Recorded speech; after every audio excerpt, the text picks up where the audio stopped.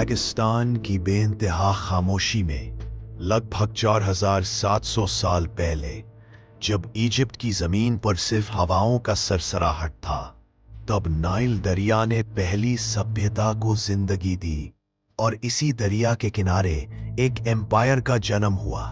यही फेरो जोसर ने 4170 बीसीई में पहला स्टेप पिरामिड बनवाया, जिसे उनके आर्किटेक्ट इमहोटेप ने लाइमस्टोन के 6 लेयर्स में तराशा, और इस नए सोच ने इंसानी इतिहास का पहला पत्थर रखा।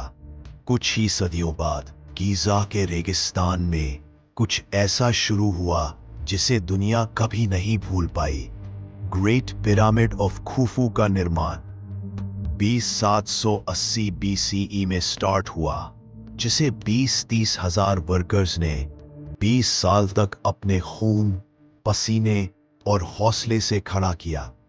कोई गुलाम नहीं, बल्कि ट्रेन्ड पेड मजदूर जो वुडन स्लेजेस पर 2 टन से 70 टन तक के पत्थर खींच कर लाते, गीली रेत पर फ्रिक्शन को कम करते, कॉपर टूल से ब्लॉक्स काटते और बड़े रैंप से उन्हें ऊपर उठाते। खुफू के बाद खाफरे का पिरामिड बना, जिसके साथ ही एक ही पत्थर में से तराशा गया स्फिंक्स उभरा, हमेशा जगता हुआ एक राखी। फिर मेनकौरे का पिरामिड बना, जो तीनों में सबसे छोटा था, मगर उनकी एक साथ अलाइनमेंट इतनी परफेक्ट थी कि वो नॉर्थ साउथ ईस्ट वेस्ट के बिल्कुल सीधे लाइंस में खड़े हैं।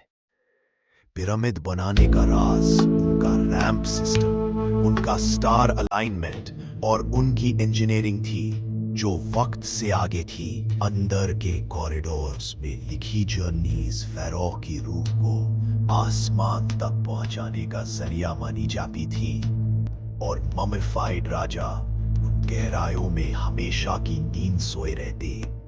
4000 साल गुजर चुके, लहरें रुक चुकी, सुल्तान बदल चुके, मगर गीजा के पिरामिड्स आज भी अपनी जगह खामोश खड़े हैं। इंसानी हिम्मत, सोच और सपनों का वो सबूत जो वक्त को भी हार मानने पर मजबूर कर देता है।